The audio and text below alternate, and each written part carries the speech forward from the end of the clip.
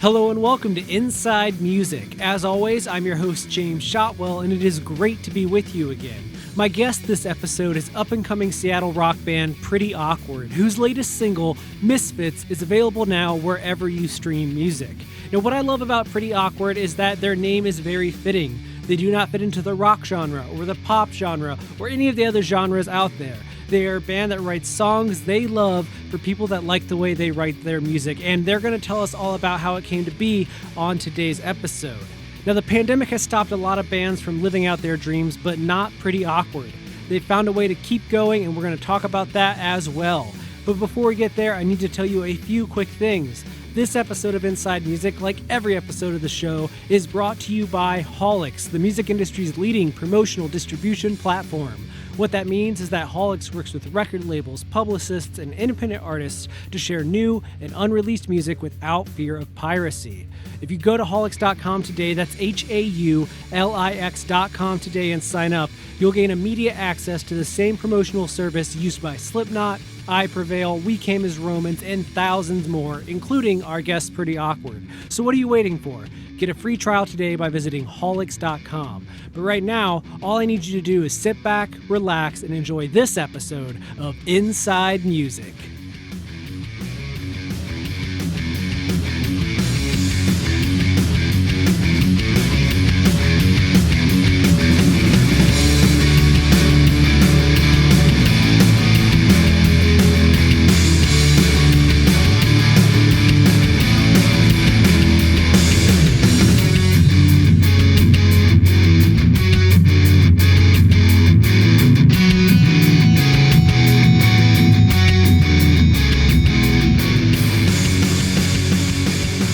So where are you at today? I am in Seattle. Seattle. Okay, so have you been living under an orange sky, or are you too far north for that? Let's look. Yeah, no, I'm too far north for that. I've never been to Seattle personally, but my partner, who also works in music, has brought up the idea of moving there several times since the pandemic started. So I feel like I have to make a visit at some point. Are you a native, or did you relocate there?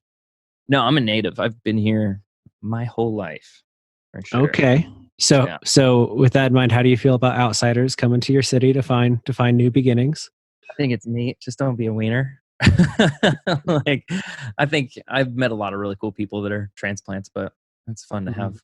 It's fun to have those jokes. I have a lot of friends who talk about relocating to, Portland or Seattle. It seems like you guys have a way of life that people want to imitate. That's tight.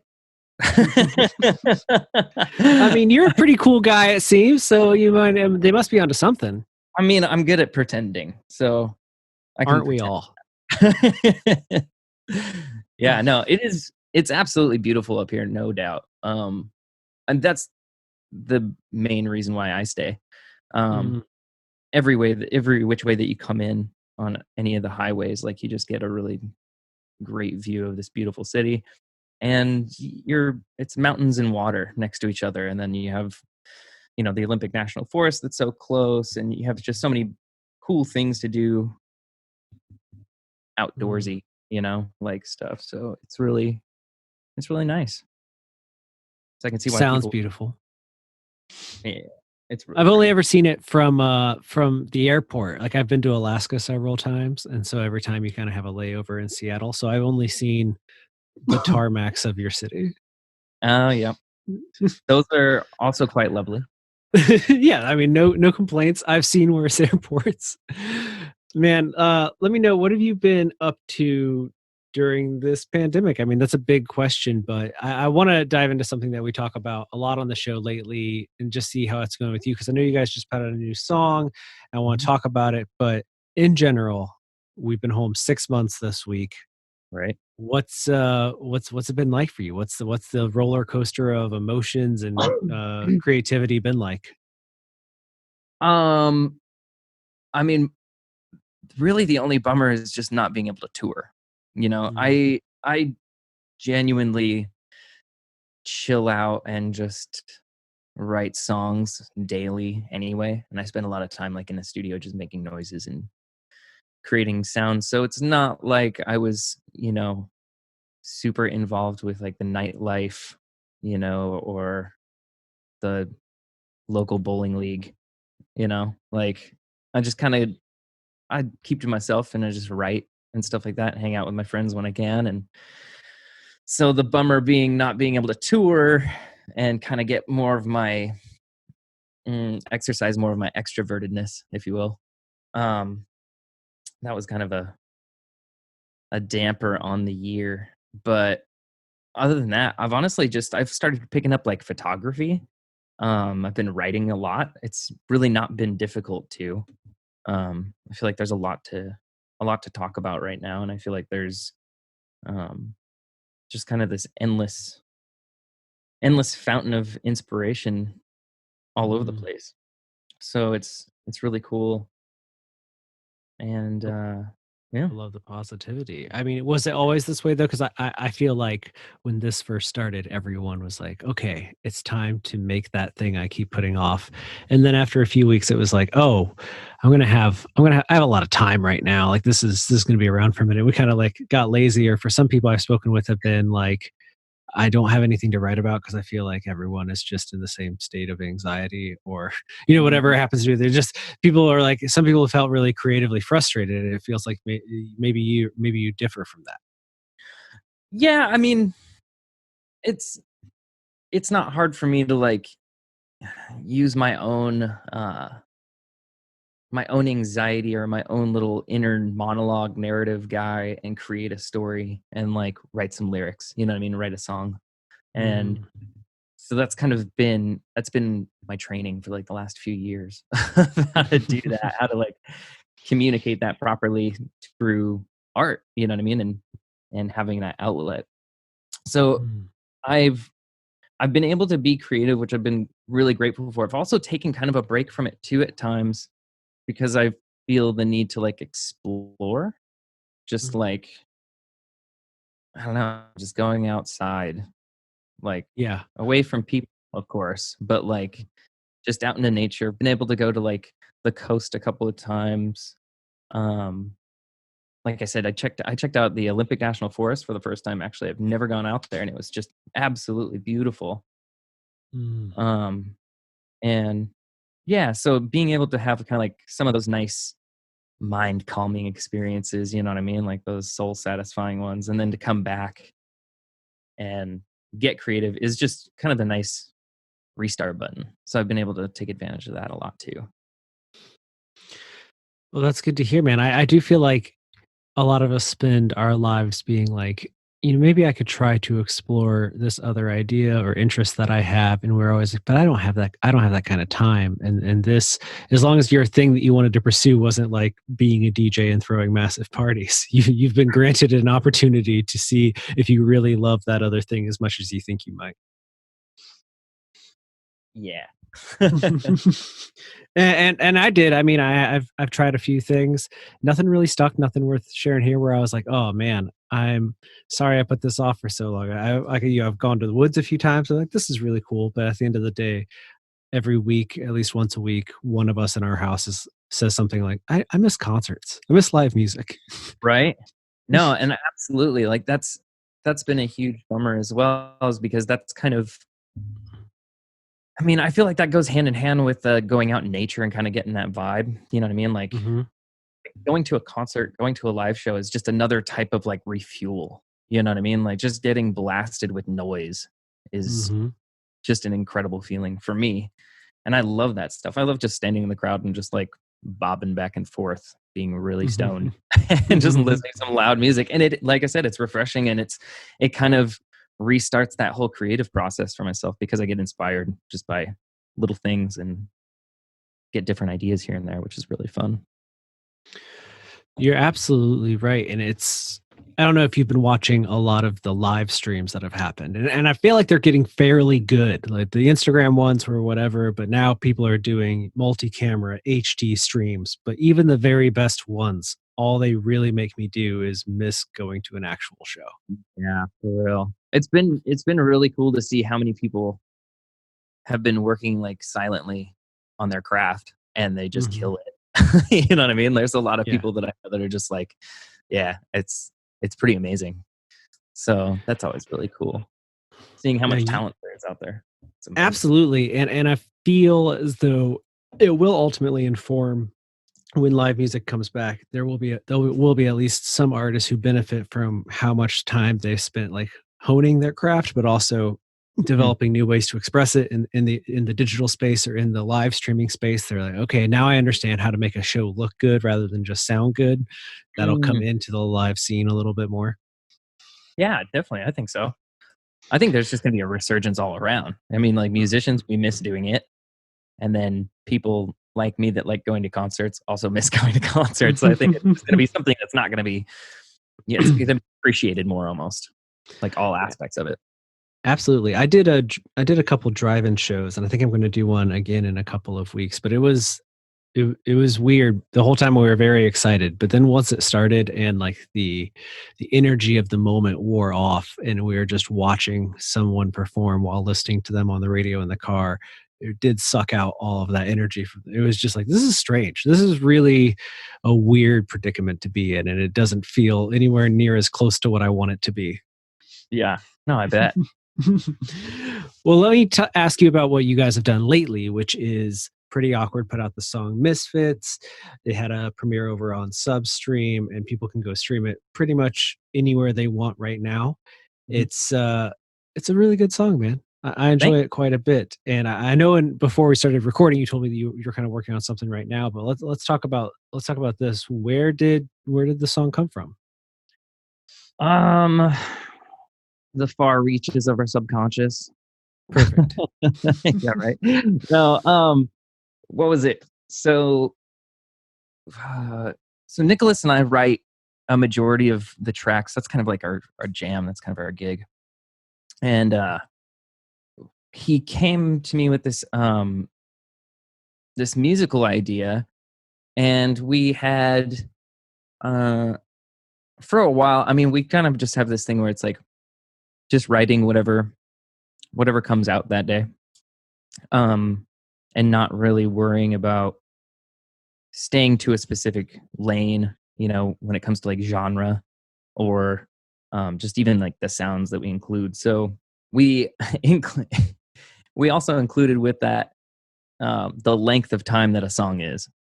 And so we were sitting there writing songs that were like 5 minutes long and just Mm, as we could. mhm, So he came to me with this track, and it was really cool. It was a little bit more ballady, and but I remember like the first like it just felt very nostalgic and playful. And so the line "We Are Misfits" came to mind, and then just kind of wrote it all from there.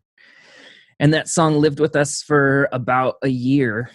That was in like 2017, and then in 2018 we went to record it with a pair of producers, and we kind of revisited it and were able to like cut it down and rearrange like some of the things and kind of reshape the song and make it a little bit more of a, I don't know, fun anthem rather than just like a kind of slow ballad. mm. But it really took on a bunch of life when we finished it off. And yeah, it's just really cool. I like the idea of calling ourselves misfits, and yeah, just kind of all those goofy, fun, youthful things. You know what I Yeah. mean? No, makes sense to me. There are a lot of songs that kind of tackle oh, here's a song for the outsiders. So I think it's interesting whenever an artist finds a way to make it feel like their own creation, because we Mm. all have heard a version of a song that's like, no one understands me, but everyone understands me because we all feel that way sometimes. Right? That there are entire genres of music dedicated to that idea. Absolutely, yeah. But I mean, I think it's cool too because I mean, in that sense, then we're all misfit toys in some way, shape, or form. We're all weirdos, and Mhm, like I think that's not a terrible thing at all. mhm. Absolutely. I don't disagree. And it fits your band group. I guess, yeah, both terms work here because I feel that Pretty Awkward doesn't really fit into a single genre of music. You guys are very open to this is what sounds good to us, and our genre is like if I were to write your bio in the shortest way, I'd say like Pretty Awkward writes songs that they like for people who like how they write songs. Yeah, that's cool. It's not like they take cues from, X, Y, and Z. It's just, we make what we like for people that like what we make. Yeah, exactly. I mean, like it was so funny. Like when Jake joined the band, well, joined the band meaning like it was just Nick and I after our previous project like disbanded, and Nick and I were just like writing for a couple of months. But Jake called me up and he knew that we were looking for a guitar player, and he came up and he was like, "So what are you guys trying to make?" He was kind of under the impression that we are going to do something similar to our previous project, which was more in like the hard rock world. Um, but we told him, we were like, "Well, we've been kind of doing this thing for a couple of years where we're not going to have any limits, so we're just writing whatever comes out." He's like, "Oh, okay, cool." Um, and so I asked him, I was like, "So what do you like to play in your bedroom, like when you're all alone and nobody's around, type of thing? What's the thing that you feel most comfortable playing that you feel like you lose yourself with?" And he's got a lot of Stevie Ray Vaughan type of vibes to him. So he loves his blues guitar.